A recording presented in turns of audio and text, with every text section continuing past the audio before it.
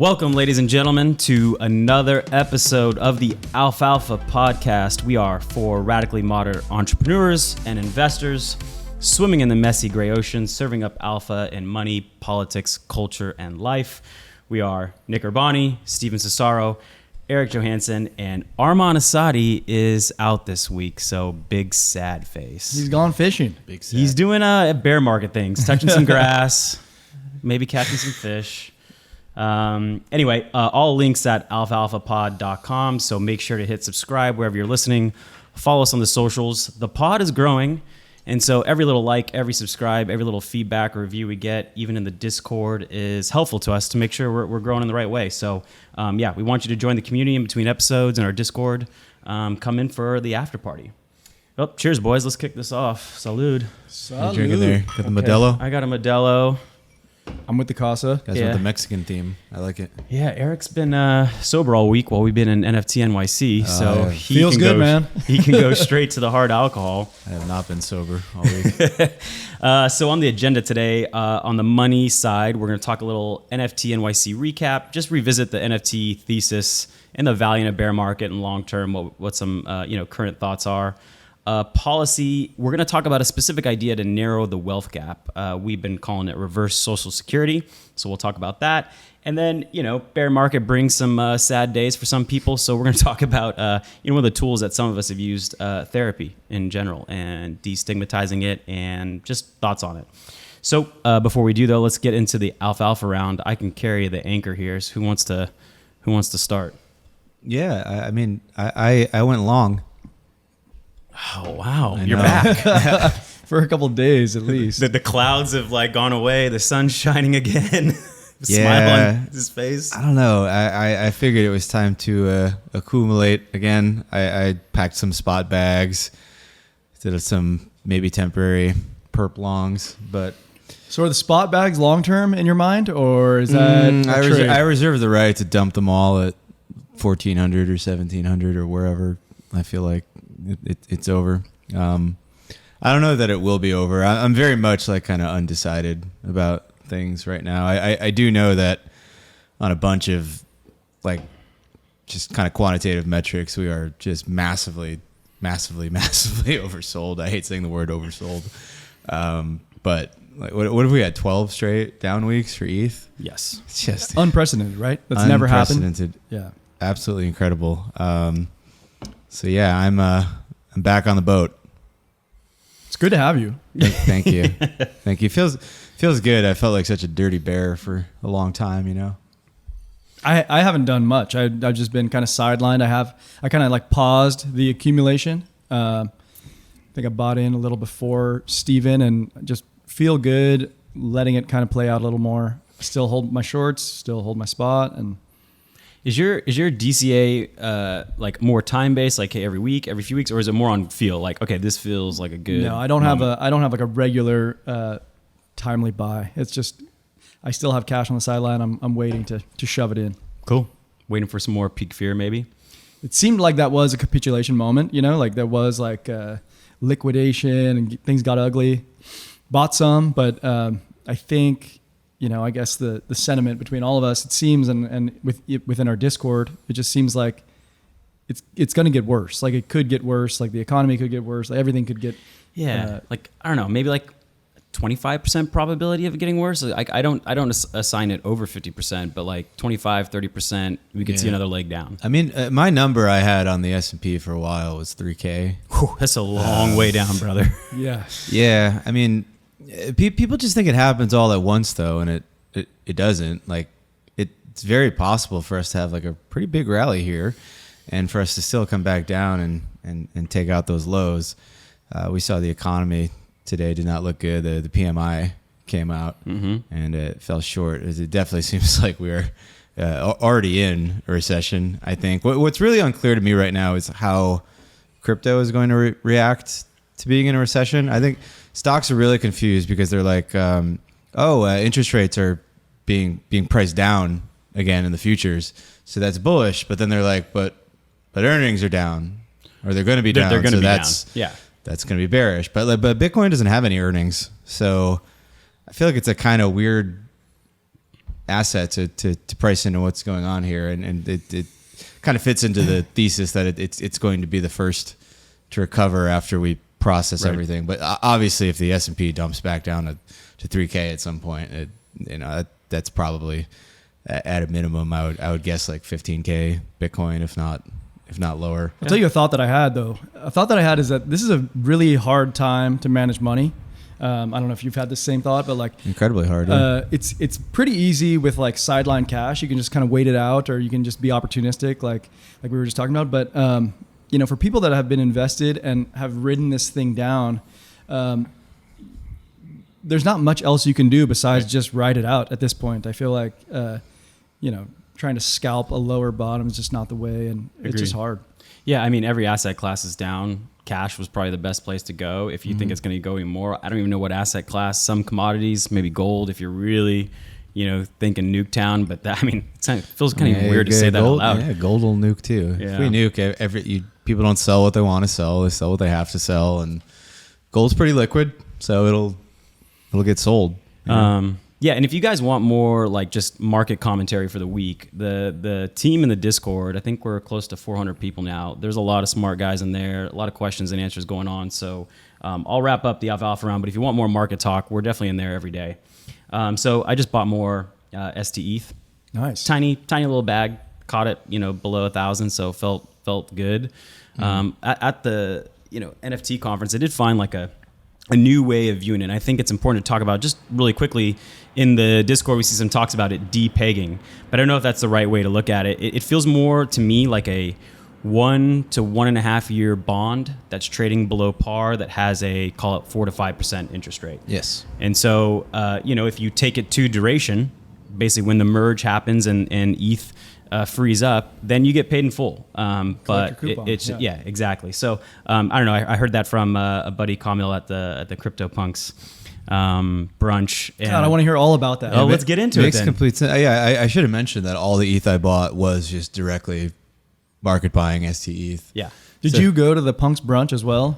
I did go to the Punks brunch. You LARPer. No, actually, we bought a punk. These boys, Carney saw it. Carney saw it, Chris that night before to go to the brunch. Hell yeah! I was like, guys, I don't know. I really want you to come to this brunch. I mean, if you're not going to come, I'm going to go. So they went up to the hotel room, bought a punk, and God, the punk entrance floor was granted. Just zoomed sense. Look at you guys. Yeah, so one of the things that came up at the brunch was that there's a new brand manager, which I think is pretty cool for CryptoPunks. And people were saying there's some insider trading about, his like announcement, but I went back through all the CryptoPunk specific Telegram and Discords. There really wasn't much chatter before that. I think people just realized it was cheap in USD and people started, funneling in. But Noah Davis, he's from Christie's. He's the guy who kicked off the whole crypto sprint at Christie's. He did the Beeple sale for like $69 million. Anyway, he's gonna come over to Yuga Labs, manage CryptoPunks. He had a pretty good take on it that like I felt somewhat confident in, that he's basically just not gonna touch it that much. And his job is to tell the story. His job is to go tell the story to institutions, to traditional art collectors, and kind of explain the story behind it and let the lore grow. We've been joking about there's gonna be no CryptoPunks lunchboxes coming out anytime soon. And of course, everyone in the Telegram group's like, when lunchbox? Wait, hold on. I want a lunchbox. I don't know what that was your kind of like first entrance into like CryptoPunk, meetups. I haven't been in. And you've been a long time holder before, so it's not like it's your first intro to it. You got us. Yeah, you got us into it. Yeah, I'm really good at making as little as money as possible for things.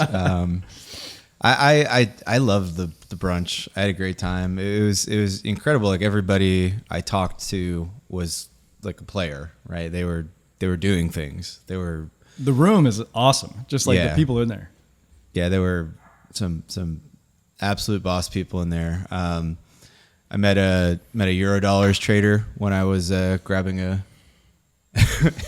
I saw you blushing over there, and it was just the Eurodollars trading just got you all hot and bothered by the bar. I was like, "What do you do?" She's like, "I trade interest rates," and I was like, "Via Eurodollar futures." She? You said she? Yeah. Oh, hello. Yeah. Have you been pegging her with questions yet? I've been bugging her on several things. Bugging her on Twitter. That's very inappropriate. She's married. Take that. I'm gonna soap your mouth Sorry. up. But yeah, I mean, when I heard Noah talk, that was like exactly what I wanted to hear. Just tell the story. There's no shilling. There's no how are we gonna make more people buy this thing? How do we keep it going? How do we keep it doesn't. Right.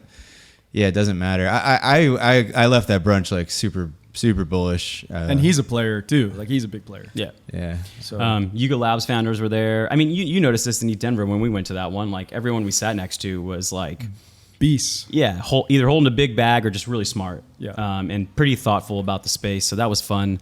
It was a big contrast from what I heard about 8Fest, which was basically like a 5-day music festival. I think there's even another night tonight. It's pretty fun. Yeah, that's fun. But like you could tell the big difference where, the 8Fest meetup, there's, fireworks and celebrities and comedians and, artists and a big stage to attract you. I think I saw Future. Yeah, and that's amazing. That's what they get you to attract. But like the feature for the CryptoPunks was like, we just need to get the people in the room because the people are the reason you're part of this, because everyone is doing something, material, I'd say, whether they're actually building in crypto or not. And so that seemed to be the big difference. Right. Also just had this like general feel that like the NFT as a percentage of total net worth was probably a lot higher for maybe like the Bored Ape crew. I think that makes sense. And then, CryptoPunks, like, it definitely seemed like a much lower percentage of their net worth. I don't know what that says. Yeah, I mean, there were like 3 or 4 people there who minted. Yeah. CryptoPunks. Yeah, they raised hands who minted 2017, which is pretty impressive. And it provides a good mix of the community because you have like the original, like, I guess, cyberpunk type crew. Totally. It's the guys who like founded Flamingo and Neon and stuff. Like, yeah. And that's like the big differentiator with punks, right? That's what really got driven home for me is that like you're not just buying this silly little JPEG, which I think is still just so charming. Something about them. And I love how different they are. And I love that some of them look like absolute trash and like some of them look like really cool because it just really creates like a lot of differentiation and like just longing to move up in the traits hierarchy. Yeah. So did you move up in your traits hierarchy? Because you used to have pretty good ones. Yeah, I'm never going to move that high again. But I have my eye on one that I really want to buy, but I just, I don't know.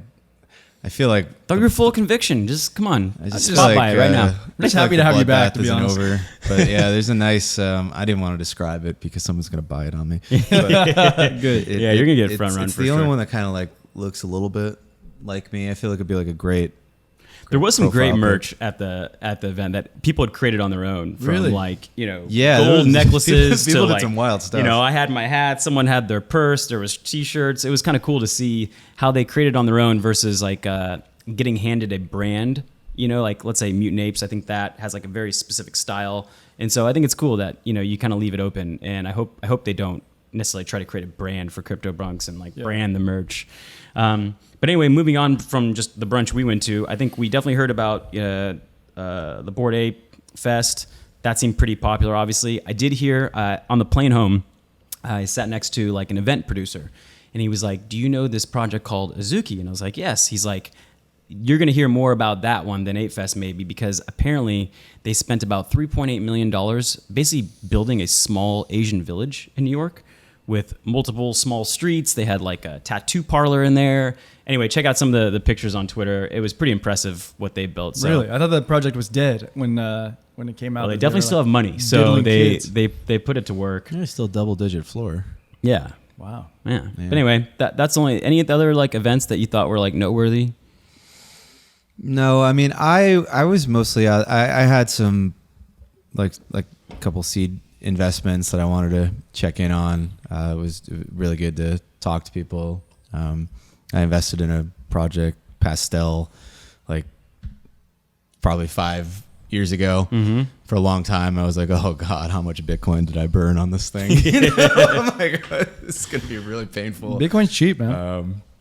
Yeah, but I've been really impressed with what they're building, and they totally like eschewed like any marketing or any sort of exit liquidity last cycle and just building stuff. So it was like really encouraging to see what's going on there, because they're doing stuff sort of on like the infrastructure layer, like the real like not sexy stuff. And I feel like a lot of the conferences, it's a lot of glitz and glamour. It's the front end of it all. Yeah, it's not something I personally identify with a lot, and it just still gives me so many like bad like 2017 kind of paper thin ICO vibes, you know. But I know there is a lot there if we can kind of separate the wheat from the chaff. I think elsewhere, the only thing to note was that our buddy Chris, who was along with us on the trip, you know, he just noticed that big art players were also there. Pace did a team up with Art Blocks. The Gagosian's getting in there, and if you guys look those up, they're kind of like the massive distribution channels in the traditional art world. So cool to see that. Hell yeah. Let's just talk NFTs in general a little bit. So you know, I was looking up some stats on the not the car ride home. Thank God. Probably would have got there faster after all the flight delays and delays. But anyway, on the flight home, I noticed that about 1.8 million users have made a transaction OpenSea, say in the last 30 days. There's another like 300K wallets. And the thing that was surprising to me, so I don't know, let's total that to call it 2 million. There's probably some overlap, duplicate wallets, whatever. You feel good about that number? 2 million? Okay. I think so. I 2 mean, it was million good. unique users? I mean, I don't know. I looked it up on Dune Analytics dashboard. It seemed like it was pretty one of the Isn't there more unique users than Ethereum has? No, I mean wallets. Wallets. Wallets. Yeah. Okay. There are so maybe actual people a lot less, like users, but wallets. There's about I looked at some reports that about 300 million people worldwide have like played in crypto, you know, bought Bitcoin at one point or another, and about 12 to 20% of Americans have played with crypto at some point. It seems so high. It does feel high, you know, so that puts it like, I don't know, 35, 45 million people in the US, but you see only like 1 million to 2 million people playing with NFTs. So when we're kind of like, I guess, giving context to the discussion, like, do we still believe in the long-term bull case? I mean, there's not that many people who have... God, who are these degens that want to buy the coins but don't buy the JPEGs? Like, I don't see that because, man, they got to be the same. I mean, anybody who's buying the coins wants to buy the JPEGs. I want to know why. So if you're listening, curious, like if you want to hop in the Discord, please do. But if you have played in crypto but haven't touched an NFT, don't even know what an NFT is, you know, we'd love to hear like why haven't you touched this part of the space at all? Who are you? I mean, probably could have been a mostly smart decision. I've seen that people who have like purchased in the last year like are mostly underwater. Sure. People who've held for a year or two more are positive, but. Yeah, we'd just be curious to hear people's takes. Like, what if you're trading crypto, haven't touched NFTs? Why? Right. So, how do you feel? How do you feel about NFTs now? Just you know, the investment thesis. How do you feel? I mean, you just bought a punk, so you feel pretty good. Yeah, It's and an expensive brunch ticket. The last Punk's brunch, we paid our own way. Was that still $100 pop, $100 person. Okay, got it. yeah, But great croissants. Yeah. it was Yeah. very tasty. Yeah, I mean, I have a lot of mixed feelings on the NFT market. I mean, I am still like very long-term bullish some subset of NFTs, although it's probably like a small one. And I still do firmly believe that the last NFT market was just like that was just a tiny sliver of some future bull market we'll have. I don't know if it'll be the next one or the one after that, but I still firmly believe it's going to be the wildest thing we've ever seen, because I've seen the potential for these things to tap into an element of people that like just buying a coin doesn't really do. It's just like so much more complicated than buying coins. It's so much riskier. It's so you get hacked so much more easily. Like the opportunities to kind of just have a lot of bad things happen to you are still like really, really numerous. And I understand why a lot of people who buy coins don't want to buy NFTs, because the reality is like unless you're buying some of these really expensive blue chip projects, you're just sort of betting on yourself to be a really good speculator. And if you're not like at least really strong hobbyist, like what are your odds really of picking a great project from the rubble and making money and being able to passively invest? I don't think that high. If you had a strategy, okay, I've seen two strategies play out. What would be your choice? So you can either pick, one or two grails, which obviously going to cost you to get in, right? Or what I've seen other people do is just try to filter out the obvious crap, but like mint a lot of projects Which one would you prefer? I think like those were the two strategies of the latest like NFT bull market, but I don't think I would necessarily want to employ either of those strategies right now. Personally, I want to ask you because you were sort of uniquely holding a CryptoPunk, but you told me, and you probably even said it on air, but that you thought your punk was going to bleed in ETH terms. Yeah. So how do you reconcile that, and like where do you stand now? I mean, I play with this thing a lot. Like, how should I measure the success of it? And, you know, I'm also like curious how things are priced, because it seems at times they're priced in ETH, at times the market values it in US dollars. And it seems to be, whenever there's a sharp move, there's some like market disparity. There's some inefficiency in the market. It takes a few days, maybe a week for the market to correct. And then maybe it eventually goes down to like a USD variable. So whether the ETH goes down or ETH goes up, you know, there's some inefficiency. And then when it flattens out is when it kind of like takes a week to kind of level out. So long term, I mean, I did see mine go from like 16 ETH to 200 ETH. So in that you know bull market, it did outpace, did out earn. My question is, when ETH is where I think this thesis gets tested is when ETH is 5K, 10K. You know, is it really going to go from like what they're at now? I like that you said win. Yeah, of course. I mean, and I mean, if we don't believe that, we just fold up the mics and, you know, close down the portfolio, at least for in ETH terms. Yeah, I just think when it gets a little higher, is it really going to push from 70 ETH to 150 ETH to 200 ETH when ETH is at 10K plus? Yeah.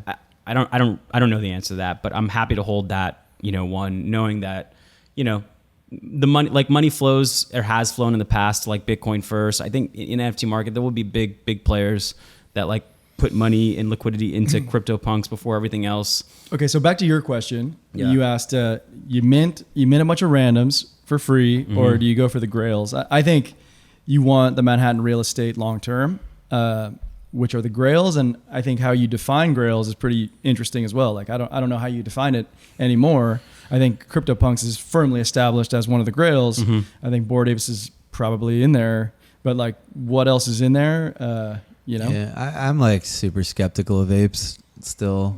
I just think there's just like insane amounts of execution risk, and like I don't know how they ever reclaim that top. It was just so much hype and so many airdrops. I'm personally, they like squeezed all the juice out of the orange. I'm personally not going to touch the ecosystem. Like, more power to you if you want to do that. I'm also just not like an ape. But I think the three of us are the three of us are punks. Like the three of us are punks. Oh no, I'm a punk through and through, and I want a punk, and I think it's probably as far as PFP projects go, like punks are the only. But to what you said, like at Ape Fest, like they had Future. It's like all the celebrities and everything go that way, and I think there's space for that too. Like but you know, will it stand the test of time? I mean, what fad trend in celebrity culture, artist culture has like withstand the test of time? I mean, like one thing that can be true about celebrities is like trends move through them, and like one thing that is trendy now is almost certainly guaranteed to not be trendy later. Maybe when it makes its full cycle 30 years later, like, hey, remember when we liked Bored Apes? So I don't know. I think you can live by that and also die by that. So it'll just be up to the team, you know, the team that's running it, to see if they can, you know, keep it relevant. Yeah, a friend of mine said he thinks they're going to be the Ed Hardys of. Oh God. Yeah. Well, they're now managing our bag, so hopefully they do at least. Well, hopefully do a good job. That's the main thing that scares me about punks is that association. But yeah, I don't know what you guys do. You guys have a shopping list? Are you buying? I actually do think that we've been kind of hating on NFTs for a while now. Not like on a long time horizon, but as like a short term trade for people, and it was a terrible short term trade for the most part. But like NFTs got this double whammy, right? Where they went down in ETH terms while ETH was going down, like getting annihilated in dollar terms. So some of this stuff is down so much. And I do kind of think like it's best to think of NFTs in USD terms. Sure. And I think that they sort of really overcorrect in these sell-offs because they sell. It's like in the markets when you see the bonds selling off with the stocks initially, and then there's this kind of like reversion because that's not really supposed to happen at the same time. And I think the same thing happens in NFTs. I think there's a pretty good chance that it actually does get a little boring for a bit. We had a lot of movement. It wouldn't shock me if the market calmed down. And if that happens, you could certainly see another short-term run.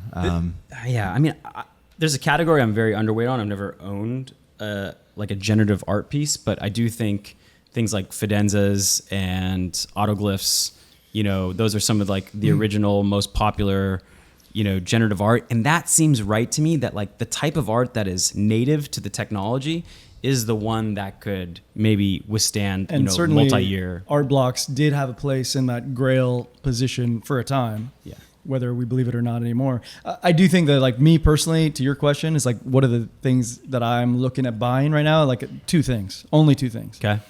CryptoPunks, Fidenzas. Those are the only two things I'd ever want to own long term. And both of those I would hold until I die and be pretty comfortable in either of them. But at the same time, they're so stupid. Like JPEGs for, almost $100,000 or whatever they're going for now. It's just so stupid. I don't think it's stupid. I think I can wrap my head around $100,000 JPEGs because we have like analogs to that in the regular art market, right? True. Like that makes sense to me. $1 million floor punks last year didn't make sense to me, but $100,000 floor punk makes sense to me. I'm definitely with you on the punks, and I do think some of the curated art block stuff is probably a good bet to get. I had an interesting conversation with a guy at Punk Brunch actually about why he's kind of like iffy on Fidenzas, and he said it's tied to Tyler Hobbs, and you're sort of making a bet on this artist. guy continuing to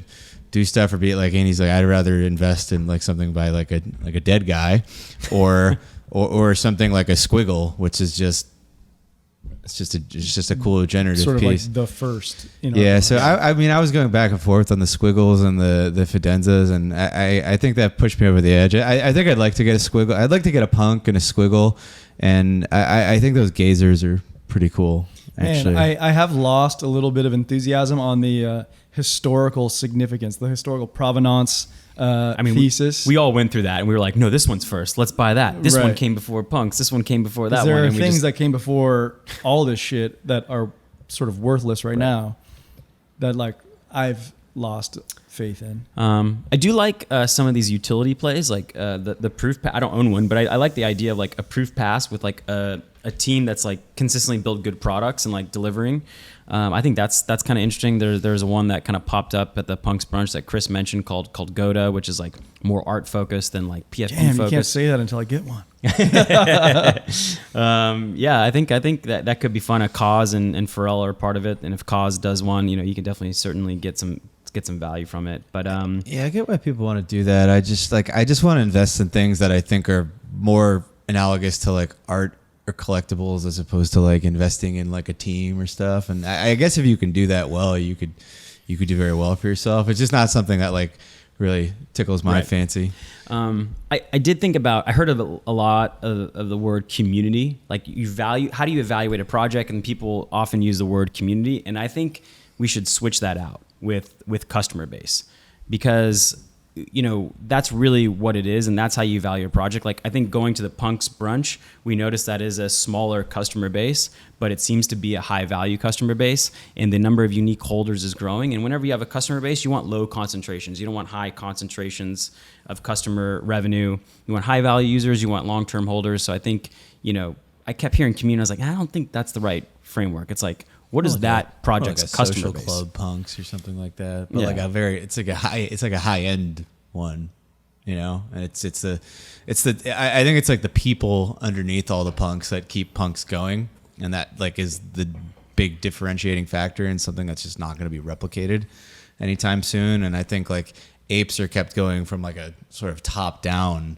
strategy, which I worry sort of just runs out of ammunition at some point, right? I keep thinking of like the Apple, iOS versus Android, or Android, there's like way more Android phones, but where's the money? The money is most definitely in terms of iOS. And so I kind of been thinking about that when thinking about projects, customer bases, like who has the high value customer So base. can we talk about like forward looking in the NFT space? Because what I think going forward is like we've only brushed on the surface of NFTs in terms of like what type of utility this tech is going to provide.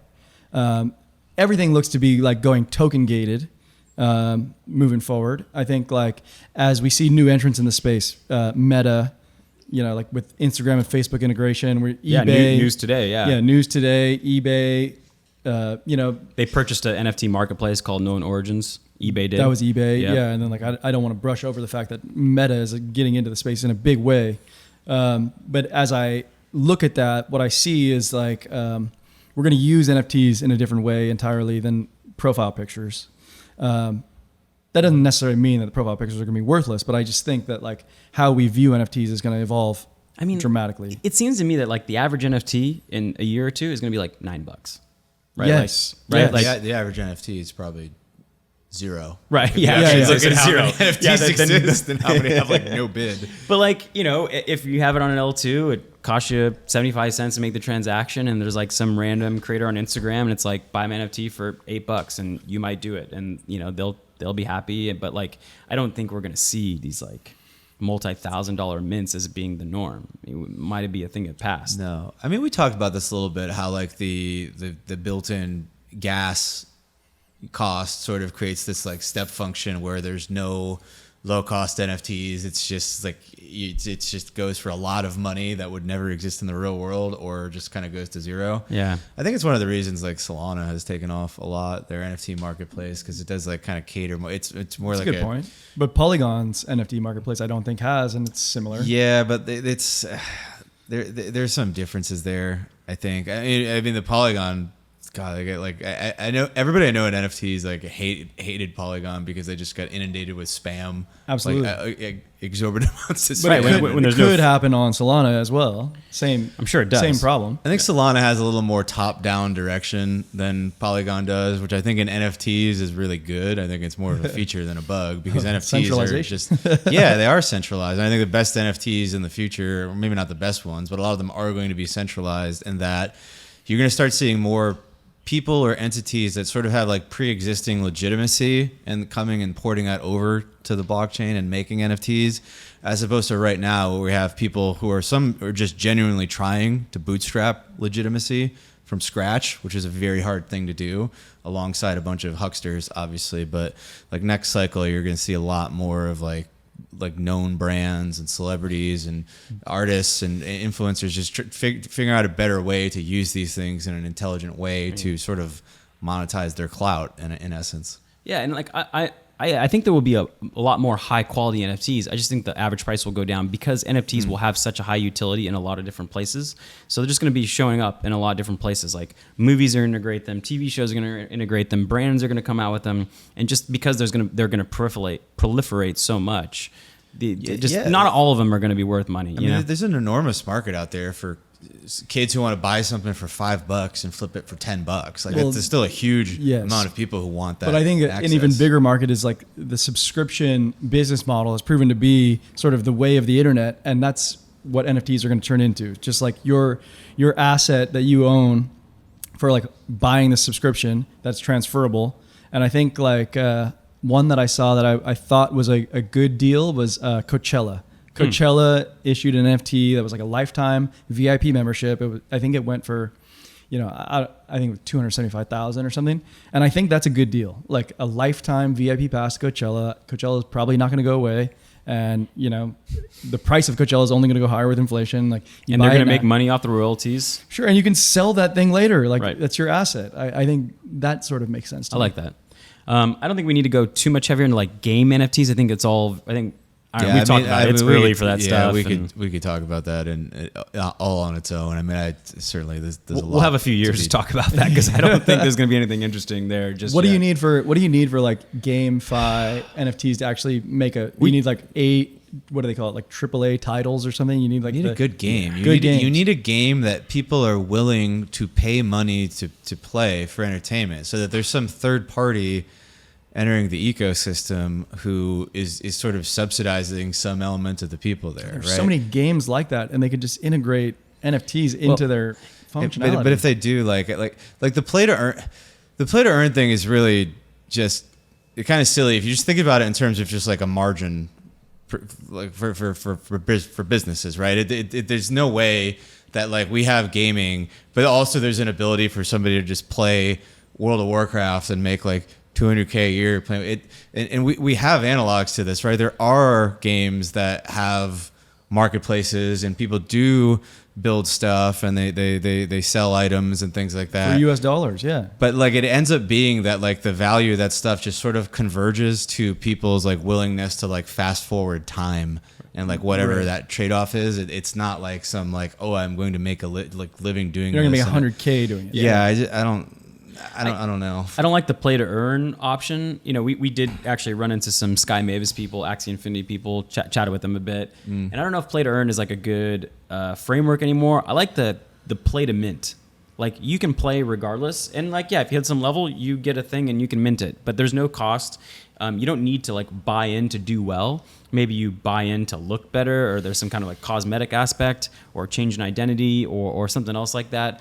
And then obviously the game's got to be good, and those take years. So, yeah, I think there's quite some time, no rush there. But maybe in the private markets, That's you a know, good, I mean, that's a investing. good talk on it. I don't want to go too Yeah, too so we don't have to get too into that. I mean, I would say one thing maybe we should touch on, because probably not everybody listening can buy a Fidenza. Do you guys have any cheaper projects that you like? I mean, not now. I think it's just like the risk is too What's low. the Rodino special? The Goda or whatever it's called? Yeah. Goda's at I think 11, 10 ETH, and essentially it's kind of like proof is for PFP projects and social utility, and you get a group and you meet or I guess that's also proof. I guess kind of blending the two, but anyway, I think it's more PFP and utility, where Goda is going to be more about art and cause. If you're into art at all, he's like a big collector's I guess on their to have list. And he's part of an art advisor. So if he was going to do one, he would probably release it to that group. And so I think they're going to try to curate, good artists and bring It's like their Pharrell, genesis. Pharrell is like one of the founders or something. Yeah. He's on a lot of projects. He's got a lot of jobs. So I kind of like don't really credit But he's that got the much. connections. I do agree with you that if you're going to like bring in good artists, it's like Pharrell's probably a good guy to bring in artists. Yeah. And I think, Chris's, standpoint was, I'm done with PFP projects. I'm not really into the utility, but the art projects, do have, and they may not be one of ones, they may be collections. But the fact that the traditional art market is coming in means bullish for like art NFTs. And, Can I ask you guys a question, like a bit of a pivot? Like, how do you feel about Meta, Facebook, sort of like getting into the space, eBay getting into the space? That has to be bullish broadly, but how does it make you feel? Well, I mean, I like it, because the majority of people don't even know what an NFT is, and they'll get introduced to it for the first time, and then the market will decide: does it want centralized, easy to use stuff, or does it prefer a decentralized system? And lessons will be learned, hacks will be had, the market will shake out. But I'd rather have the awareness that a large platform like that brings, and we'll see if those assets become transferable outside their walled garden. If you look at their history, probably not likely, but anyway, I'd take the brand awareness over the, decentralization for now. Yeah, I love it. I think it's bullish. I think crypto decentralization gets thrown around constantly, and people like forget like what it's for. Like I don't need my Pokemon cards to be like decentralized. There's not a lot of precedent for collectibles like needing to be decentralized in our world, so it doesn't really make sense that they would all need to be in the crypto world. I think that there will be a market for some that are more analogous to Bitcoin, right? If you look at like Nakamoto cards or punks, probably Nakamoto cards more than punks, because those are just relics that are just out there now, and there's nobody doing anything with them. They got no collection, anything. They just don't make great profile pics. Right.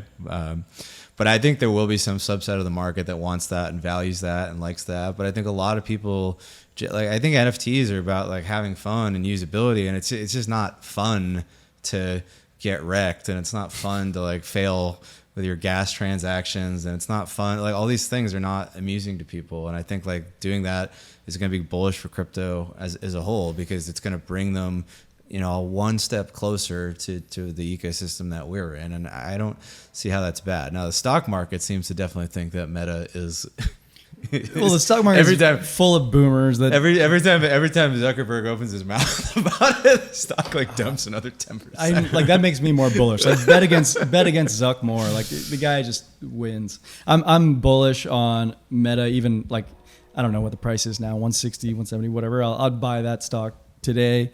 But I like when I'm thinking about what they're building over there, like they're not clear on how they're going to build their marketplace, or like how centralized they're going to be. There's no clarity. Yeah.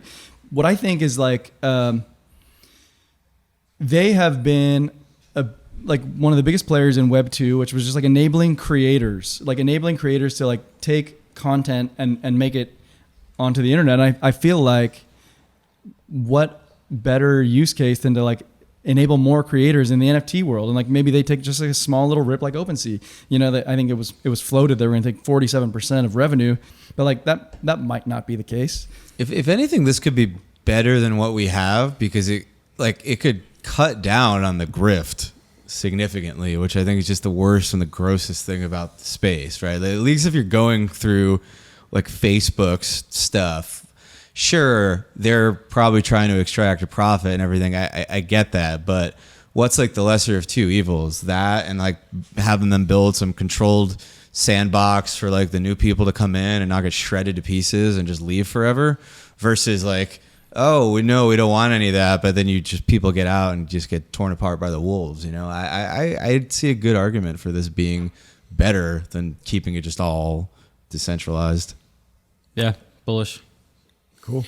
Anything else on NFTs? No, I would just say that like we've been hating on them for a while. I think it's getting to the point, if not, I mean, I don't want to call bottoms, but it's certainly getting to the point where I think that if you are trying to make money and you want to do your homework, like this is kind of like around the period where the opportunity is now. This is when you want to be. You got to buy the dips at some point. Yeah, and it's so hard with NFTs because you got the USD and the ETH value, and it's like, God, if you're not like in the space, it's like, and you just don't care, you care about dollars, not like denominating in ETH even as ETH goes to zero. That can be rough, but nobody said making money was easy either. So yeah, I'm certainly going to be looking a lot. So more. hold on, I just to be clear, because like let's say you got cash on the sidelines. Cash feels so good right now. It feels so good. So you're going to put it in to ETH to buy something like a CryptoPunk, which I feel good about. But like you put into ETH already, I feel good there too. Right. So I mean, you got to make these decisions, and I think it's a good argument to say that if you want to buy into ETH and you have the money to do it, buying into a CryptoPunk with your cash is maybe even a better idea than higher buying beta, into right? ETH, Would you consider like a good NFT higher beta ETH, meaning reflexively goes down, but also on the way up? I think it depends on where ETH is in the cycle. I think when ETH starts getting like overextended and going up, like stuff gets, but when when ETH takes like a huge hit and everything that gets nailed, right? There's that bounce back effect in ETH that I definitely think happens with the NFTs. So if you're in that part of this, is why trading NFTs is so complicated, because it's not like this like one-to-one correlation between like the ETH price and the NFT price. But like I feel like right now, the other argument you could make is that the sell pressure on NFTs to a large degree has been like exhausted to a degree that maybe like the altcoin market hasn't been. Like I do think NFTs in general will recover before ETH. I think ETH will recover before TradFi, and that's kind of how I see it going. I agree. Same. I agree. All right, let's transition to the policy segment here. Okay, yeah. I'm gonna refill my get booze a refill while tee us up. I'll set the stage. So I want to talk about an idea that's been kind of growing in a little bit of popularity, and it's kind of timely because we just went through this asset bubble, right? And it burst. So we're post this asset bubble, but during that time, we saw wealth inequality increase heavily, right? Because those who owned assets became, a lot more wealthier, and those who didn't felt like they got left behind. And there's other issues at play, but for the most part, that's what created the wealth gap. And so we want to talk about a specific idea on a way to solve that, and just, throw it around, see what we think about it. Found some stats on the wealth inequality part. So it seems like stock ownership peaked at around 67%. When we're talking about owning assets, I mean, 67% of Americans own of stocks. Americans, correct. And stocks owned by the richest 10% increased from 71% in 2001, so about 20 years ago, to about 89% in 2021. So the richest 10%, their share of all like equity value has increased over time. Oh, the richest 10% owned 89% of all Currently, outstanding that was the last shares. tick as of last year. That's high. That's very high, and obviously, they were probably more invested than people who were less, had less assets or less money to invest in assets. And what we've seen is this general trend that when the stock market goes up, wealth inequality goes up. Yep. And I think we've talked in multiple previous episodes how over a lifetime it's important to hold assets to grow wealthy. In this last 6 months, doesn't really feel like that, but we think that's a good long-term life strategy to increase your wealth. So let's introduce this idea a little bit. We called it, reverse Social Security. It's been called a project called Invest America. I think there's a few other Baby bonds. Baby bonds has been another one. Baby bond. But essentially, I'm a baby bond. we could talk about those. I don't like the baby bonds take on it, but essentially what this is a project that every time a baby is born, the U.S. government will place some dollar amount in that baby's name into let's call it a Robinhood account, an app that goes into a stock trading account. Hopefully not a Robinhood. Yeah, account. let's not with options trading disabled. And let's call it like I don't know, 5. So what we're gonna do is we're gonna YOLO it all, 30-year leaps. So they're gonna put some money. 30-year leap would probably pay off pretty good, actually. Depends on what time 30-year. horizon. I don't think those exist. But. Yeah, they don't, but that would be pretty badass. Okay, keep going. Yeah, so they would put money in. Let's call it $5,000 for now.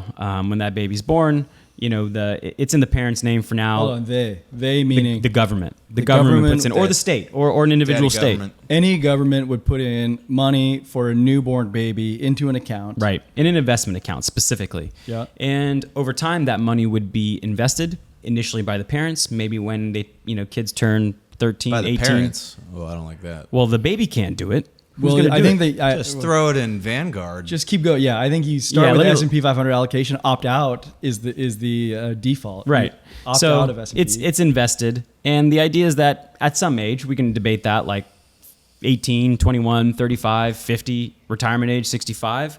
They're at some point allowed to access that money.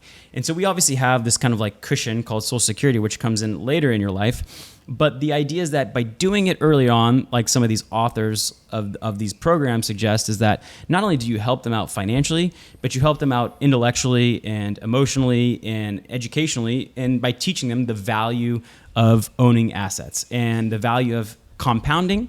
You could additionally teach them the power of like how a business runs and how a business gets valued and when profits go up.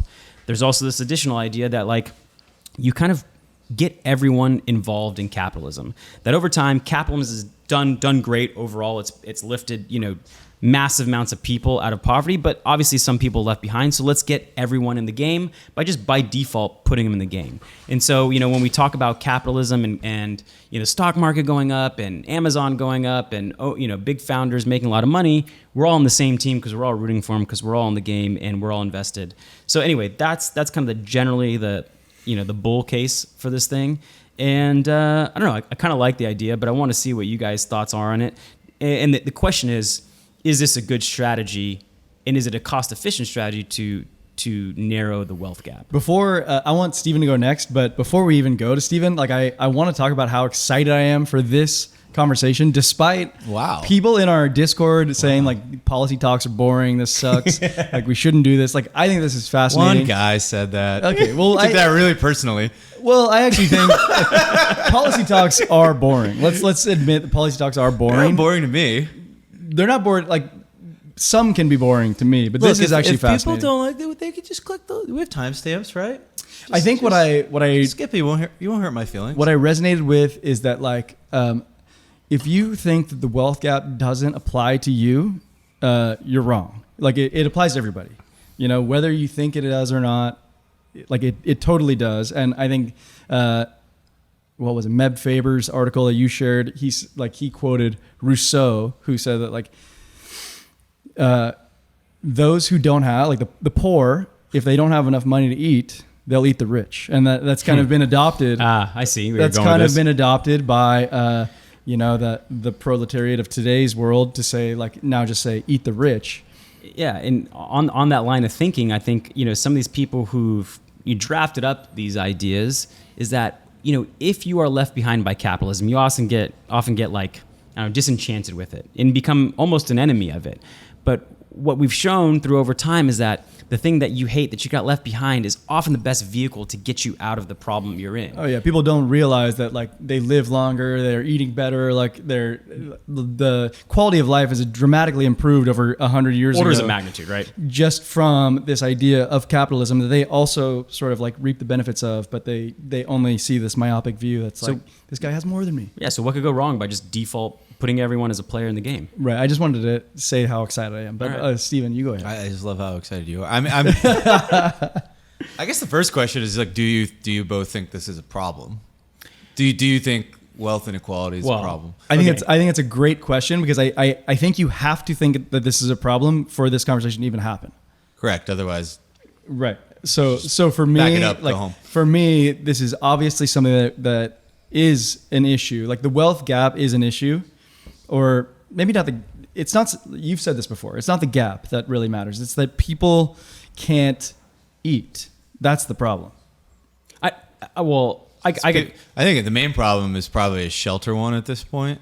But like we could Sure. talk about what it, but I don't want to get too like in the weeds on it. The main problem is, I hate the term wealth inequality because it implies that the mere fact that people are unequal is bad. Right. And I think it misses like the point. Like, the point is that people on the bottom end can't afford things and that their life isn't good. I mean, I could also come with you on this and like make the argument that even the bottom 10% are better off than they were. Better off than Rockefeller was. Right. In terms of like convenience and health and other factors. But I still think the world benefits when you have upward economic mobility, and so it may not be like a problem, but I do think it's a good thing to try to improve it. To narrow it. I think not by bringing the top down, but like bringing the bottom up is, I guess. I think a good way to look at it is that, like, we are going to spend money on this problem regardless. So what's the optimized way to do it? I like that. I mean, yeah. So like, even if we are, regardless of whether we try to argue that it isn't a big problem, the U.S. government is going to spend money, and they're a terrible capital allocator. Yeah. So I think we have to be careful too, because I think people sound a little tone deaf sometimes when they say look at what a nice TV you can buy now, and look at you've got air conditioning and all that. Like, people are very obviously not feeling good, right? And I feel like we're sometimes, maybe not you and I, but there are definitely people out there who are constantly using this, like, well, if you look at the purchasing power of the dollar, you look at all the stuff you can buy. You can buy all these cheap things from, I don't know whose voice this is. I like the voice. But like, that's not really what makes people happy. Also, is buying cheap things. There's definitely something to people's pain, I guess, that we shouldn't try to like sort of hand wave away because we made goods cheap. But if you sort of agree that it is a problem, and I would tend to agree with that, then the question is how do you solve it? And I like this. Are we calling them baby bonds? No, because there is a baby bonds idea. What's the difference between baby bonds and baby bonds? Is this idea by Senator Booker out of New Jersey. And he said, what we'll do is we'll put $3,000 in every baby's bank account, and then every year we'll add another $1,000. Every baby born in his state, in New Jersey. Okay. Right. And I think this was potentially federal legislation that he was concocting. And I don't think it provides, because the government is just giving the money every year, and I don't think it provides the additional benefits, which we talked about, is like the ability to teach and like feel the power of owning an asset and watching it compound over time. Because we know that like schools don't teach financial literacy. Wait, so just so I'm clear, the baby bond would not be invested in companies. It would just give them money. It's like a form of UBI, essentially. Okay. Yeah, exactly. exactly.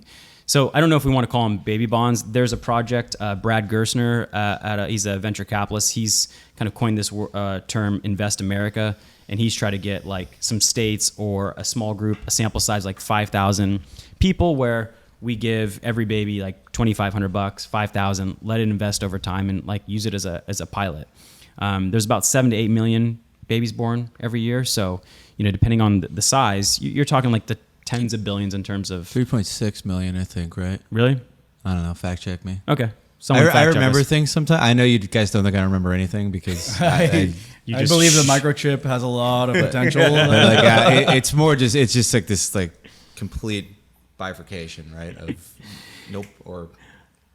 I think we're talking about like tens of billions of dollars in terms of budget it would require to do this on a nationwide level. But you could easily see on 100 billion, maybe encroaching on it, maybe 70. Yeah, I think some estimate. I mean, it depends what you want to do. I think it would be like 18 billion a year if you gave every kid $5,000 when they were born. Okay, but you have to run but I saw like the estimates of running the program like were as high as 80 billion, which kind of just goes to show you like the bureaucracy involved in like just distributing the money. Bloat. Yeah. Well, like they weren't talking about just giving people money, right? They're talking about managing it, right? It goes into some sort of fund where they are kind of investing in the economy and they get to partake in society, in I like assets. I like your idea of like defaulting S&P 500 cheap index. I mean, Vanguard would certainly sign on to this. Forcing, and maybe that just like creates this powerful soul actor. But yeah, I do think that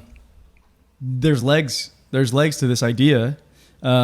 Is it cheaper? Like, is this a replacement for some of our Social Security spending? Because Social Security spending is high, very high. Like, I mean, these entitlements are probably like 25% of our federal budget. Yeah, and we have a population that's getting older. The higher percentage getting older, and so that bill is getting more expensive, and a higher percentage of total and I think taxes collected. I think people are under savers for retirement sort of today. I thought about this. Like, would you remove Social Security? But like, you'd also have to see the scenario where like someone at let's say at 18 they get control of their S&P 500 index and they just make bad decisions. God, and, but like they don't end up in retirement. So you still need that. So for me, like 18 years is not long enough for compound interest to really do its thing. And then like, we could go into a market situation like we're in now where it doesn't do any benefit. I mean, you see that with like 401k plans though. I mean, like you have the similar effect. Yeah, but at 401ks, you can't take out to your retirement age. Right. So I did some quick math. You give everyone $5,000. Let's say, I don't know, I forget what I put in this formula. Like, I don't know, 9% annual return if you include the dividends. Mm-hmm. At 25 years, it's 43 grand. At 45 years, it's 9%. Yeah, why you don't like that? With dividends. With dividends. Wow. I mean, it's like you guys are crushing the stock market. I don't know what's the average. Stock market's been higher than that over the last 13 years. Okay. Yeah, last 13, but like do the last 90. Or do the last 6 months. Well, I don't want to. Ouch. You owe the government money. Yeah.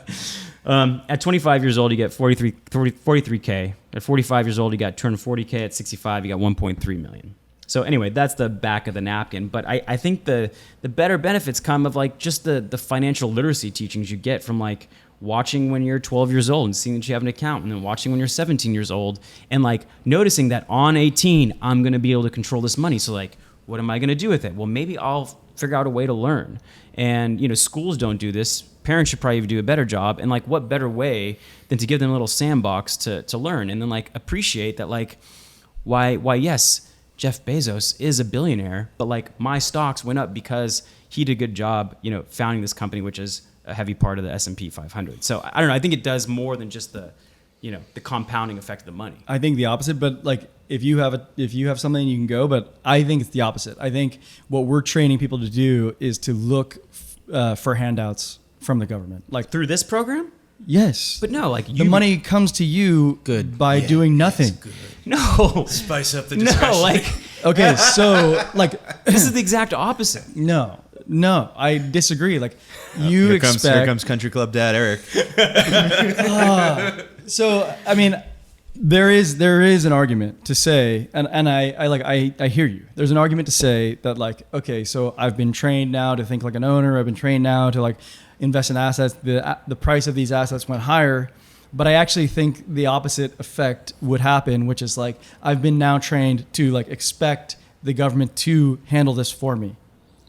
Because they're managing your investments? What if it was... Because from age 0 to 18 or whatever age you want, you've gone from being born to now having money. Like, that's handed to you. Yeah, but what's the control? The control is now that like, well, I'm going to get a stimmy check every time everything goes bad. I have unemployment if I can't get a job. And when I'm 60, if I haven't saved my entire life, I'll just, wait for the government to pay me a few $1,000 a month. There's like easy tweaks to make this mechanism a little bit improved. Okay, let's talk about it. Okay, so the simple tweak is like to earn that money instead of having given to you. Okay. So like have it be a match. Have it be I actually liked how in that Meb Faber article you shared, which we probably could post to our Discord or whatever.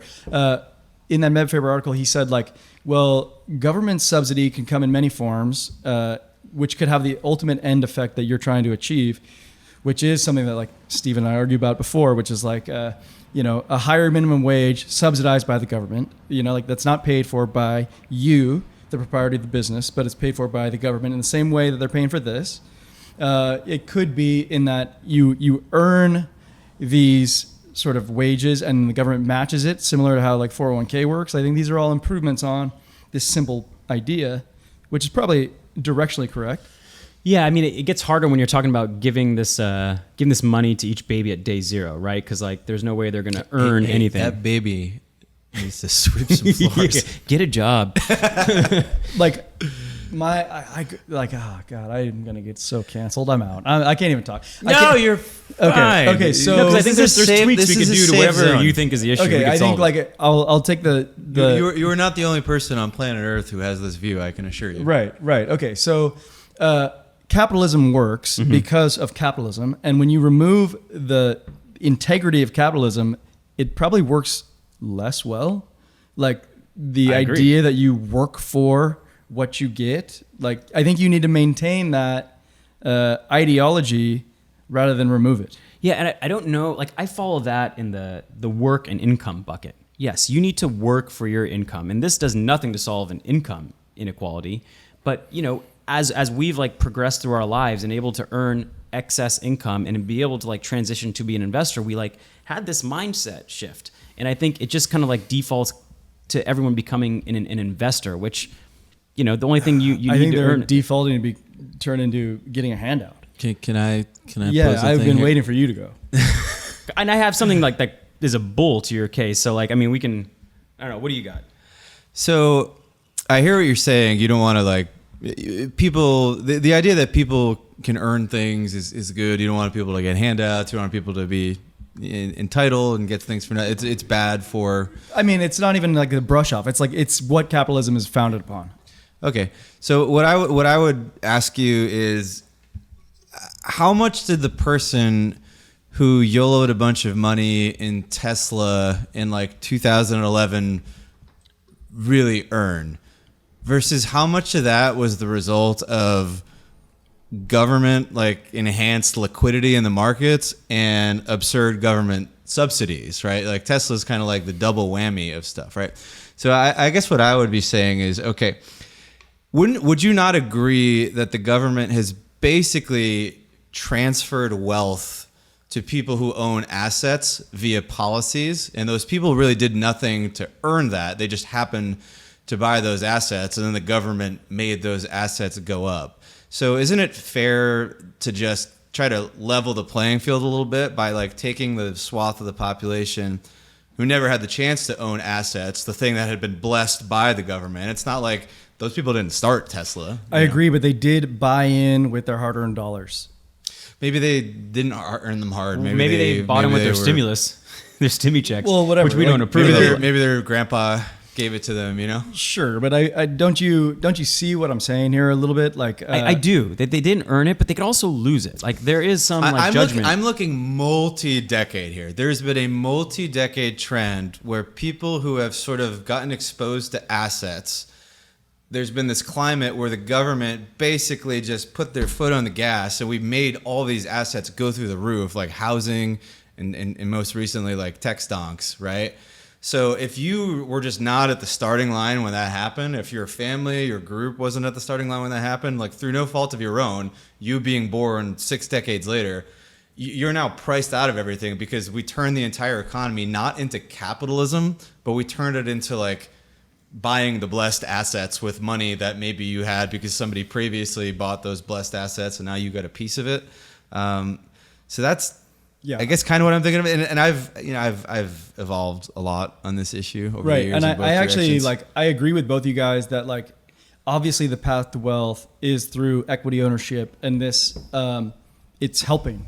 So I think it is directionally right. And I'm only talking about sort of the path dependency on this direction, like how to best execute. I mean, I do agree with the extreme end of your argument, which is like handing people money doesn't do them any good.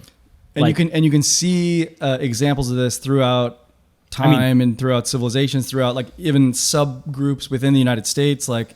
Go ahead. I know you're going to say it. I don't want to say it. I'll say it. So like the best case study for UBI is, in particular, like Native American groups who are. And I lived in the middle of North America, and I like sort of amongst these folks, and like they're not thriving. Right. They're not thriving, and they're getting a regular paycheck from the clouds and the casino, obviously. Sure. The casinos and the reservations. It's not working. As the resident Native American in this group, I would say. Elizabeth Warren's here, everyone. But I mean, I think I'm approximately 700 times more Native American than Elizabeth Warren, to be approximately. Fair. But what I might say is that like those kids might not need to have that ongoing assistance in the first place. Like had they just been able to sort of like get bought into society in the beginning. I almost think of it as analogous to like a kid who gets born into a rich family.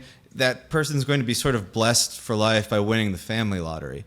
But I feel like in America, like you should sort of have some element of being blessed by being in America. And what better way to share in being in America than to sort of like have some, I don't want to say the word entitlement, but like piece of the economy. And what better way to give you a piece of the American economy than to just from birth, like give you sort of like a piece of the stock market. And then when everything runs away, like because otherwise we're just going to get like larger and larger gaps. Because that's how compound growth works. I agree with you. I agree with you. It's the how. It's the how. And like, there are certain states right now that are actually doing this. Like Alaska gives its residents an annual payment based on its like oil production. Yep. So like it's not unprecedented even now, and I agree with you. It's just the how. I much prefer this to close the quote unquote wealth gap than tax policy, because like tax policy, we're rerouting it through the government, which is not necessarily, we're putting like a dollar through this like massive filter, and it's less efficient. Yeah. Way less efficient. Bad capital allocator. Well, I saw that like childhood poverty costs about like $1 trillion a year.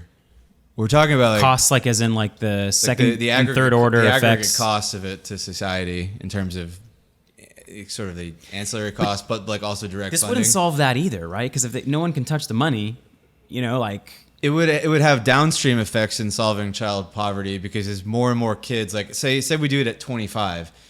I did some of the math on this, right? So as a 25-year-old, with my assumptions, you would get about $68,000. Okay.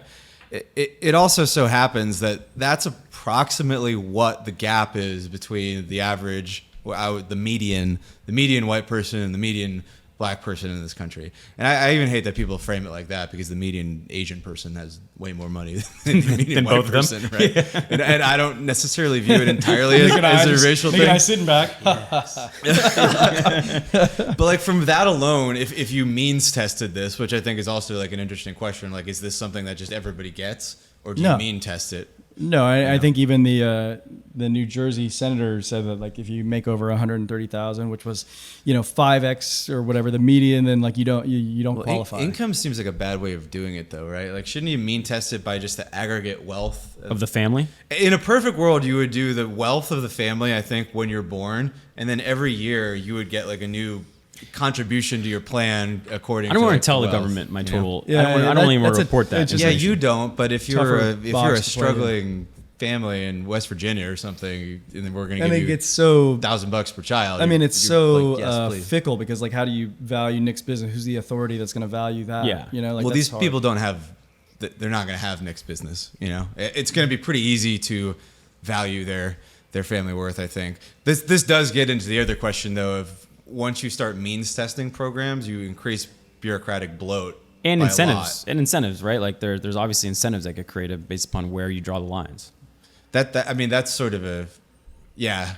No, that's definitely true. But I think the problem with this is like if you don't gate it in some way and you just give everybody 70,000, then you still have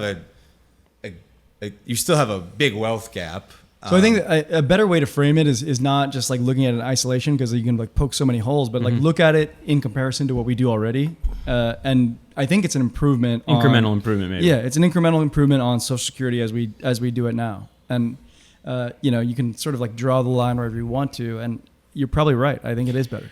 I did think of like a downside is you could cause even more disenchantment with the system if by the time you're 18 you're going through this now. Like you're 17 and Totally, you and that's it the just problem gets with an cut by 18-year 60%. time period. Like an 18-year time period, like I've been investing for 18 years, and I've gone through many of these, like several of these down periods where you're like disenchanted with.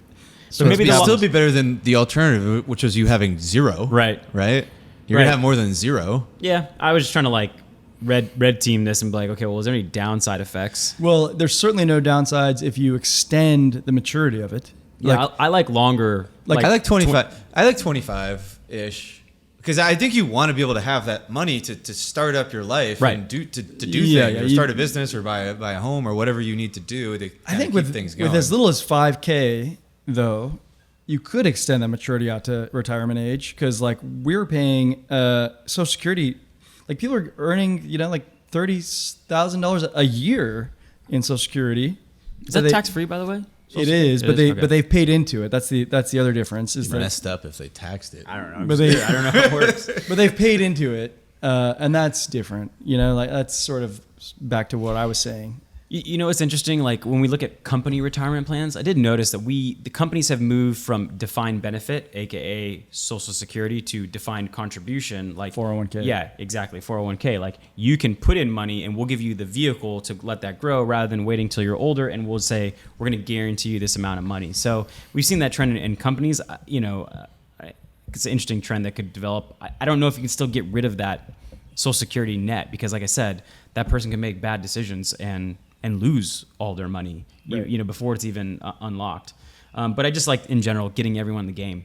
I Like using agree the with same you. language, like looking at financial news. Like I don't know. I Yes. think it's a good. It's like thing. owning an NFT or owning like some coin, right? Once you own the coin, You care. You're like, wow, this thing's going up. What does this do? How does it work? Like I'm getting richer. This is great. Like people, I think it really does bring people in. It makes them feel like less of a kind of outsider to the system where people are playing a game that they don't have access to. I think it'd be Yeah. like, but to your point as well, I think the education is like really critical. I think it's like so this incredibly dumb, like how we don't teach kids any. I know a lot of grown adults who are quite successful, who I will not call out on this podcast, who don't know anything about like nothing. Like I can't tell you how many people I've talked to where they're like, I have $40,000 sitting in my checking account, and it was just sitting in there through the entire COVID rip up. Like that could have been $80,000. It's way even easier than that. It's like you can identify the adults in our life that have never used the calculus that they learned in high school. But like, why do we not teach financial literacy at a basic level? The problem with that is, and this is a real problem, is that like, who determines what's financial literacy? And you might think that's not a problem. That's a huge problem because everything in finance is dependent upon a return objective and a risk tolerance, and nobody's is the same. So like, Yeah. it actually gets very hard to even talk about the basics. You could be, have arguments over teaching diversification versus, Druckenmiller, who's like, no, you ape in and you watch that one thing very closely and learn it very well. Mm-hmm. So, yeah, but I think that's like, I would much rather have the arguments be about that. Yeah. Than like, It'd be a can step- someone please step teach up. our kids like how money works? Sure. In school? I guess incrementally that would be a step in the right direction, no question. Yeah. Anything else on this topic? I don't know. I would love to hear other people's thoughts. Like we didn't cover everything. I would love on to the hear idea. more. I was honestly looking for some good downside takes on this and why this is a bad idea. And I don't feel myself agreeing with Senator Booker too frequently, but I do think this makes sense, and I think we have just found ourselves in a position as a society and as a finance system where like I don't see another. Well, let's go back to way the out. how, because the how is the actual hard part. Right. The how, and like I think just within our own side chats, we've talked about maybe the state doing it. Well, that's impossible, I think, because like babies will move, and like you get no revenue off that. You get vesting. It's amazing. But it's like a there bonus are for ways staying to, in the state. But yeah, there are ways to keep to at least incentivize keeping the money in the state. For example, when you're 25, if you pull that out, if you purchase real estate, if you buy a home in that state, maybe you don't get taxed on it. Like, or I don't know. I think you can kind of incentivize ways to keep the money and the talent in the state. I think there's a pretty good ROI component for it. But yeah, I mean, people could move that around, but I think it's more about let's have one or two states do this as a pilot and then use it as like, did this work well? Or should we enact this on a They were federal talking level? about starting it on a state level, right? The Invest I think it's America yeah, people. yeah. I mean, I think they're going Montana to try or to Wyoming or something? they're going to try to get a few billionaires to chip in the first however many tens of millions to kick it off, just to prove the point. I think Sam Altman is doing like a UBI study. Love to compare the two results against each other over a long time horizon. This makes more sense to me than UBI. Totally. Absolutely. I think in comparison, which is what we should be doing, is comparing to the alternatives, not looking at it in isolation. Comparing to the alternatives, I think this is a better alternative. Right. And I do want to be careful on the baby bonds one. Like, I don't know if I really like that one at all. Like, because I think you're talking about giving.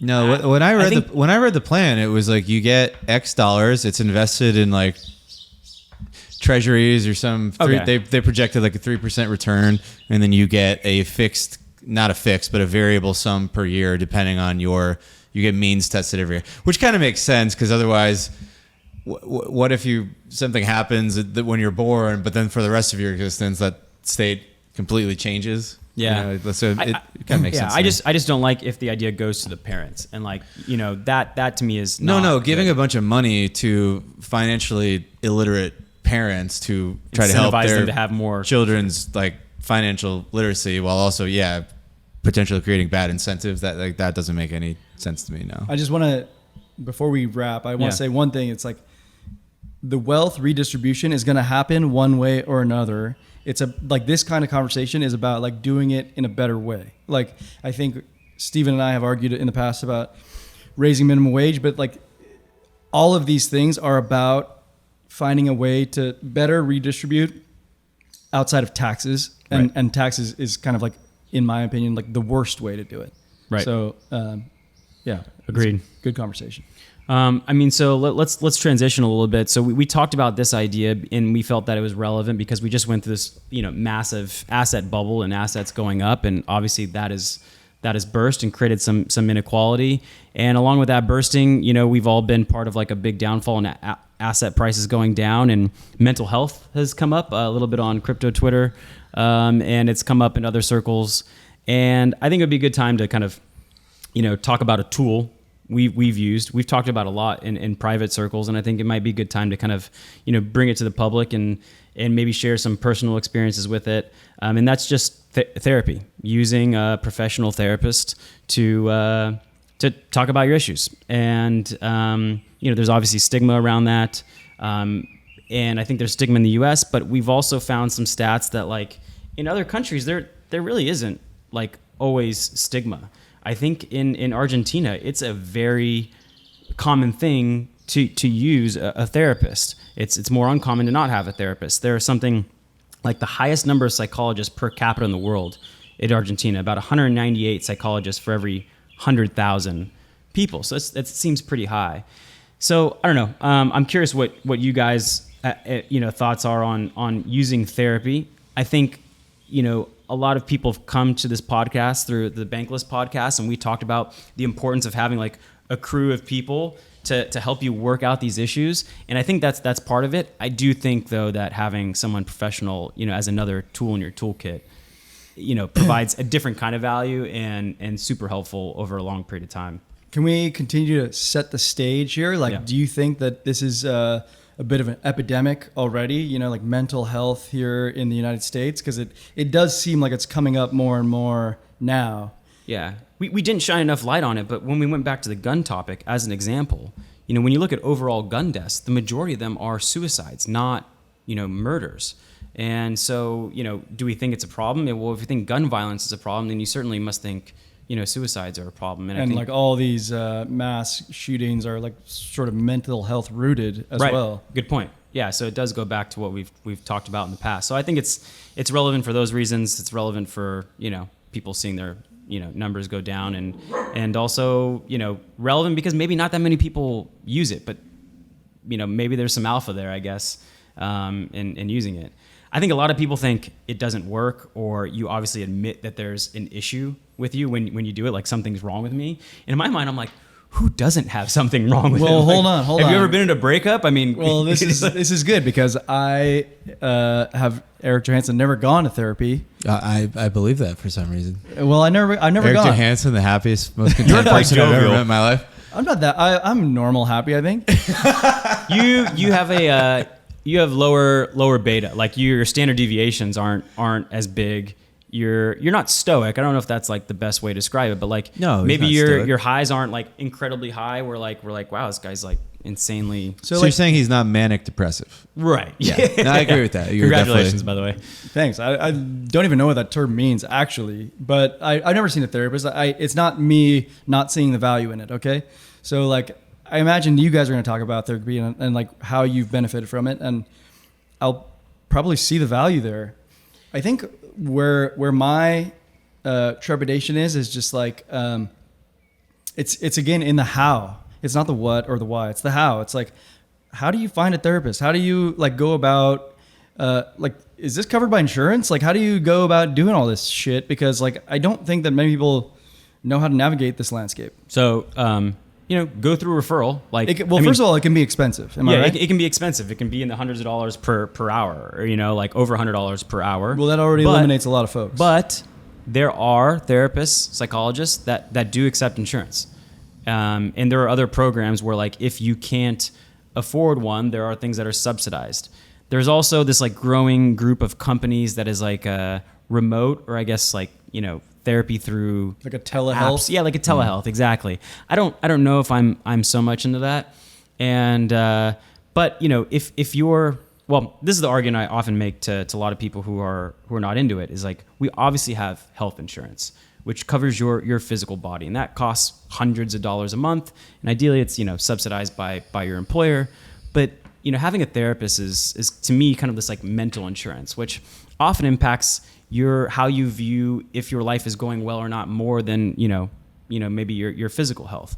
And when you do this therapy, it takes a while to get the benefit from it, because like the first couple sessions are you just talking about the history of your life. But like, imagine you build, like all good things in life, it compounds. You build up this like history with this person, and maybe you do only 4 or 6 sessions, and then maybe life's just fine and they understand you, and it's this insurance you can call in, and when something goes wrong, they have your background. You can go in and they know everything about you, what your proclivities are, what your personality attachment styles are like, and can help you solve that problem in a much more efficient way than you could on your own. I sort of love the way you frame that, and I think like, I don't want to step in front of you guys because you guys have used therapy to your own benefit. I also want to talk about how like I find therapy outside of like a paid professional. Go. Which is like exactly as you described. There's people that know your ins and outs, they know your history, whatever. I call those people friends. And like I sit down with you guys and we can talk about all of our problems as well. So can you delineate the difference, or maybe even just talk about your own personal tangible outcomes that you've gotten? And I think friends is like maybe the 80-20 out of this. Like, you should definitely, definitely talk to your friends if Get you're in friends. trouble, right? Like, obviously get friends, but like, or maybe better yet, be a good friend to someone else. But I think the quintessential trait you're looking for in a good psychologist is that they don't bring their own personal issues into the conversation. They're actually, in fact, should be a professional about not bringing their past into it. And friends are always good, but like maybe they're not always the best listeners or advice givers. They can help you draw out a problem, but like the group of your friends together might be good, but any individual friend may not necessarily be good. Let's say they have a trauma in the past, like maybe they've been cheated on or they've been through a divorce. And like when it comes to solving relationship problems, it's really hard unless you're a professional to like make sure you don't bring your own shit into that advice. And so I guess in my mind, the distinction is like, okay, I'm going to go to my friends for help and they're probably going to take care of it for me. And just knowing that I have someone to talk to is nice and some support, but like it may help to have someone who brings some frameworks to mind, but also specifically is not even telling you their story. Like, oh, you got broke up? Oh, I'll tell you about when I got broken up. And they, most friends think that like describing their own story is a good sense of empathy and a way to solve their problem. I feel like that would be normal. Yeah, that would be normal, right? And it does help. But like, I think a professional's like, no, like I'm not going to bring up my own stuff into this. I'm just going to listen and ask you some questions to help you get to the answer on your own. Cool. So I don't know. I think that's the difference. And that's what I've experienced. I like that. And also, maybe you have issues with your own friends. You need to talk to someone else about. You guys have never come up in therapy. Yeah, why'd you look at Steven when you said that? Steven and I have shared the same therapist at one point. Did we run into each other in the lobby one time? Probably. Yeah, probably. Probably. Yeah. I miss her. Yeah, so do I. My longtime therapist took a hiatus. It's probably just too much taking on other people's issues, and all of a sudden you just can't get it off your own chest. Probably my fault. Yeah. Sorry about that. Yeah, I mean, I feel like therapy seems to have been a lot easier for you than it's been for me. That's why. Like, what's been the tough part? Like finding the person, or just like actually getting value out of it? Oh, just everything. Everything. I mean, I feel like I hear you talk about it and it's just like, yeah, it's great. So you go and you sit down, you talk about your stuff, and then like you feel better and you leave and your life's good. And I'm just like, oh. Wait, what does that noise mean? What is that noise? Do you just uncover more problems by like minute 55 in the session, and then they like, and our time's up. I mean, this is probably no shocker to anybody who's talked to me for more than like 9 seconds, but I have a tremendous deal of problems, and I've chosen a life that's like very stressful. Because I don't know why I did that. I don't know. I went from being like a professional gambler to a trader to a marketing gambler to a trader again. It's like all I can do is like high stimulation, gambling, intense like stuff. Sounds like you're learning a lot from your therapy.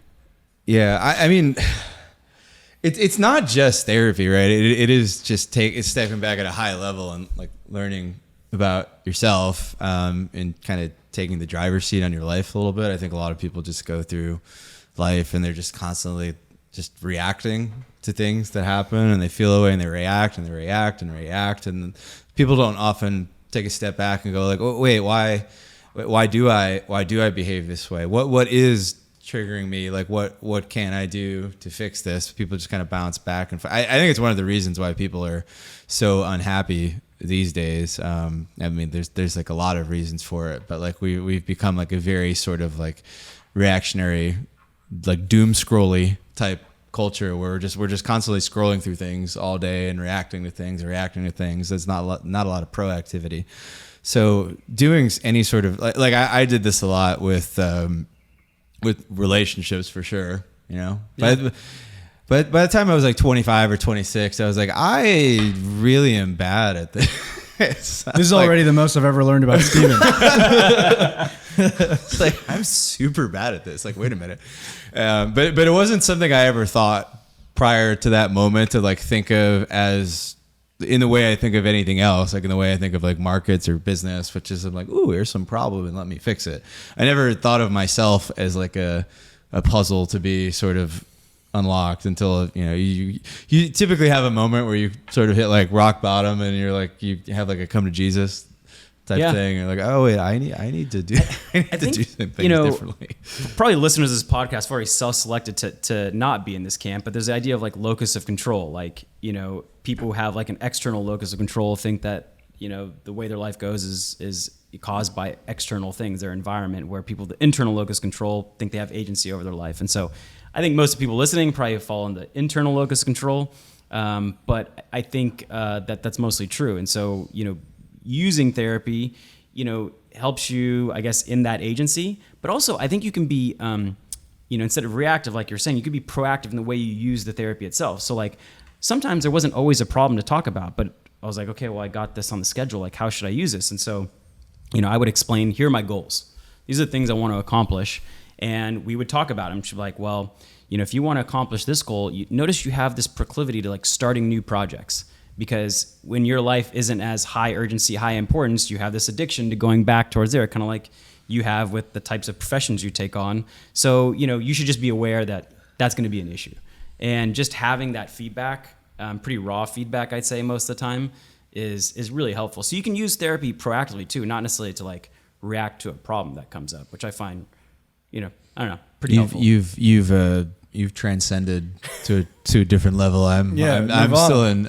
in reactive mode after all these years. Well, I also shed some tears, and I've used the tissue box once or twice in there. And I mean, one of the tricky things about therapy, this is a tricky thing about everything. Like I can't remember how old I was when I had this realization, but I sort of had this realization at one point when I kind of got into adulthood that when you're a kid, you think everybody knows what they're doing. And then like as you get older and you interact with more people and you interact with progressively like higher level professions, and you suddenly start to realize like, oh my God, nobody knows what they're doing. Like it feels like 20% of the people in anything that you do are like pretty good at what they do, and then like 80% of the people are not. And this has been very true for me in this particular area as well. Like I've definitely talked to people and been like, what? Or like the worst is when like I just know exactly I'm saying things, and in real time I'm like, oh, they're going to diagnose me with this, and then they're going to go back and do watch them scribble for a little bit. I also studied psychology, so and I read a lot of books and stuff on the topic, so I've become like this kind of like head case with it, where this especially happens once you start going a lot, because then once you do go a lot, you learn your stuff, you start getting in these routines, and then you can start anticipating everybody's going to say to you, and then you're not listening anymore, and you're not getting anything out of it. But sometimes the person's just not good for you, right? Even if maybe they are good, they're just not good for you. It's But really not like a one size fits all. You guys are both very thing. like self-aware beings, is what I would presume, right? I know you well enough to know that you are like aware of your feelings and how you're responding to inputs, and so I guess like to the people that are like that, right? Like, because there's the emotionally reactive folks, and I think that's probably the vast majority. But to those folks who like are able to process their own thoughts for what they are, look at themselves, like, do you think therapy has the same impact for them? Better impact? I think better impact. Better. Because like you can utilize the tools that they give you. So for example, if you're very self-aware, you might notice at times when you're like clenching different parts of your body, when you're more tense, or when you're acting like maybe in poker, when you're tilting, right? And like you then can use a tool to mitigate that, right? And there's all kinds of tools they give you, like, I don't know, just general awareness. Start like literally voicing out things in the room, piano, phone, cactus, things like that to reorient yourself. But if you weren't self-aware in the first place, you might not even know you're tilting. So I think by being self-aware, you can get more use out of the therapy and the tools that you might get from that That's interesting. person.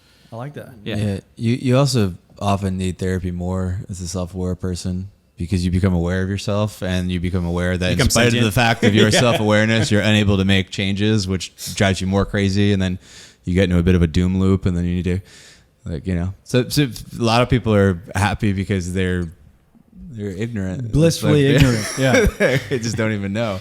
So yeah, being like a hyper aware person can be hell sometimes, because you are really focused in on everything, and then it's too much to process. You almost need help to parse everything out, Yeah, so I think there's two ways to think about it. Like you could think about it this like one-on-one Tony Robbins, right, where you don't have to sit in a big old crowd and like cheer a bunch and or read a book. You can sit down one-on-one with someone and be like, show me how to use the tools better. I want to accomplish these goals. Help me get there. Help me become more self-aware. Or you could just use it as like mental insurance. Like do the investment of like meeting a few times with someone and be like, cool, I might call you in 6 months if I get caught in a doom loop, and help me pull myself out of it. And I've gone at times where like I've gone weekly, and then I've gone times when I go every 2 to 3 months, and you can kind of pull it back and down as you see fit. But it is always helpful to go back to that person. And at one point I had to like switch, therapists, and I said, can you take all your notes and send it to this person? And she's like, yeah, you just have to sign this document. And she did a write-up. I didn't get to see it. I really want to see it. But anyway, if that person quits, you can always sign over the documents and the notes and have it pass on, and, it can still be really useful. I like that. I want to plug this into my own framework just as a self-serving individual. Yeah. So I have this like very simple mental framework that says like, can you do something about your problem? If the answer is no, then, so be it. If you can do something about it, then fine, good. You're also good, because then you can go do something about it. And maybe seeing a therapist is one of those tools to like go do something about it. Like if you have a problem. But do you get in the loop of like constantly going over that in your head? Like, because other people have problems too, and they're like, well, there's nothing I can do about it. But then they just obsess over there's nothing they can do about it, and that becomes an issue.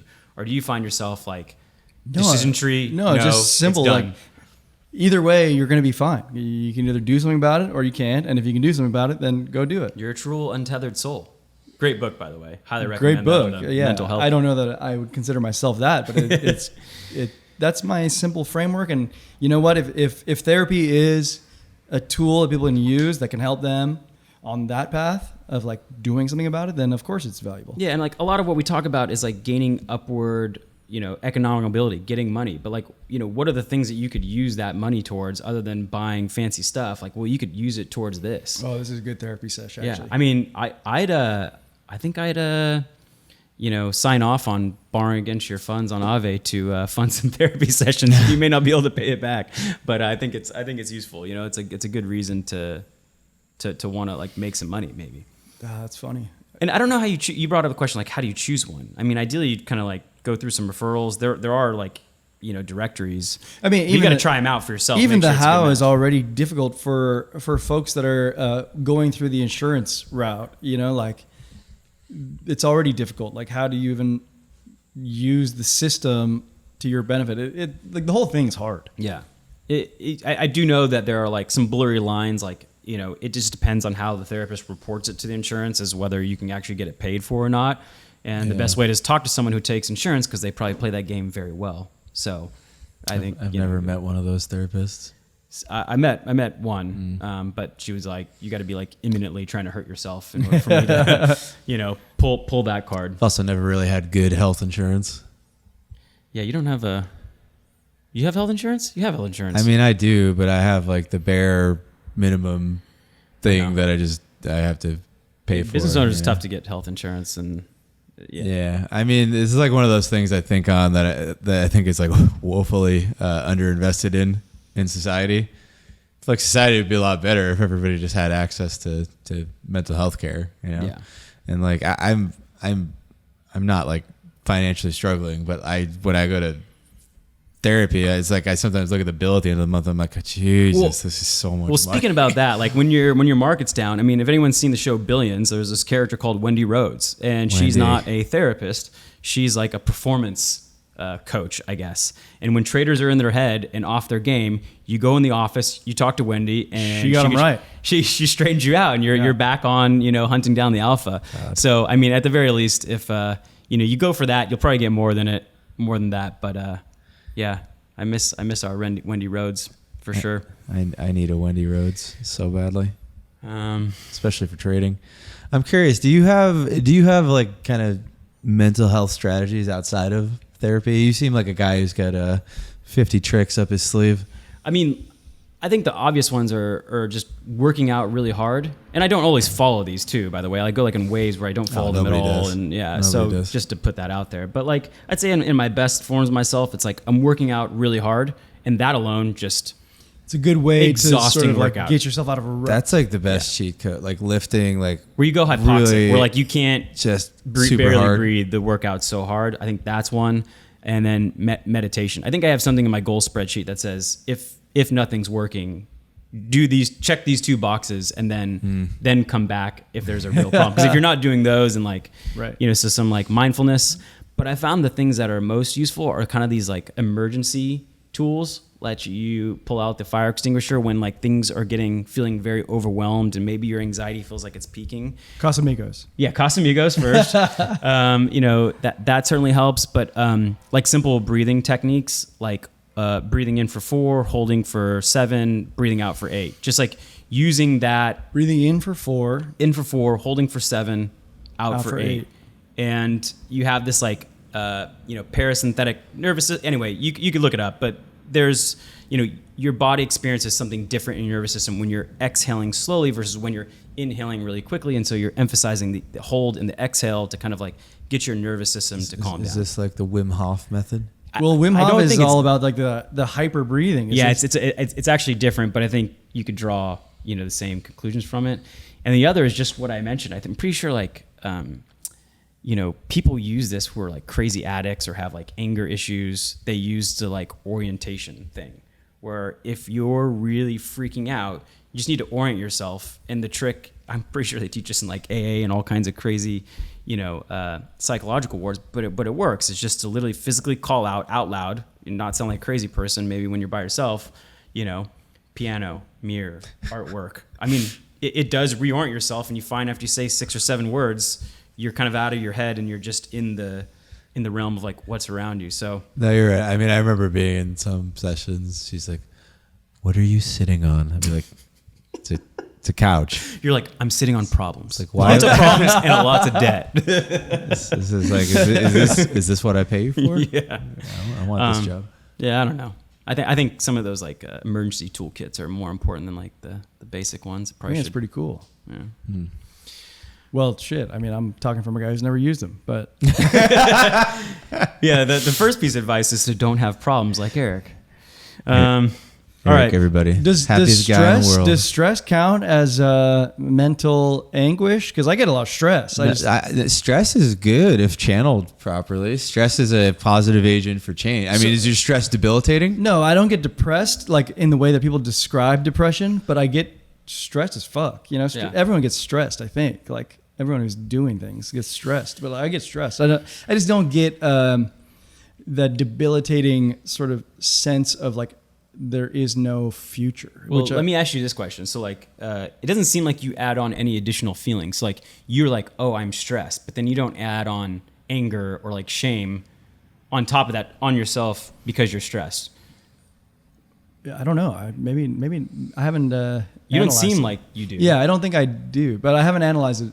Oh, that's good. I dump on all the things. What do you mean by that? Oh, like I do what he does, where I'm like, I'm stressed, and then pretty soon I'm like, I'm a moron. I am undeserving. I'm like, I just like, it's just like kitchen sink myself. Yeah, I think that's like, it's okay to be sad. It's okay to be mad, but like you don't want to layer on I things think on top of that. maybe that's a big part of it. Is that like the acceptance factor? It's like I've been sad before, you guys. I've been sad, Yeah. and in those times that I'm sad, I'm like, I'm sad because of this. I'm sad because I'm Yeah, I think, heartbroken or whatever. And like, I also know that will pass. Like this too will pass. I think Eckhart Tolle's got like one of these meditations where he's like giggling as he's saying it, but like whatever you accept, you let go, and whatever you fight, you're stuck with. And like he's in one of these meditations, like giggling in his like very quiet voice. Well, It's the like guy's he always just giggling. uncovered the like Guy secret of feels the world. wind come by and he's giggling. Yeah. But anyway, yeah, he mentions that like you just accept it. But I also don't like accepting down 90% and just accepting it. It's not Yeah. easy to do. Oh yeah, markets feel bad, man. Yeah, feels bad, man. They feel bad. By the way, I just noticed, Eric, your tequila has like 30 dead flies in it. Well, I've been drinking this thing nonstop. Wait, where? Look at the bottom of the bottle. No, they're on the outside. They are? Oh, I see a swimmer. Well, Oh, it's like one of those worms. That's just extra protein, guys. just Look at the bright side. Maybe it's not as many as I thought. Maybe it was kind of refract. I looked in it and I thought I saw like 10 flies in there. Well, I was guess like, what? I don't need to talk to somebody about it. I just heard Armand's voice saying that's time, boys, to wrap it up. So I think We miss Armand. just like a therapist, we'll have to end it there. I do. It's Armand. You'll receive your bill in the mail. That was fun, boys. Everyone, hit subscribe, hop in the Discord. Let's talk about more through the rest of the week. Armand, we miss you. And everyone have a good week. Thanks for joining us. Love you. All right. Later, guys. Later.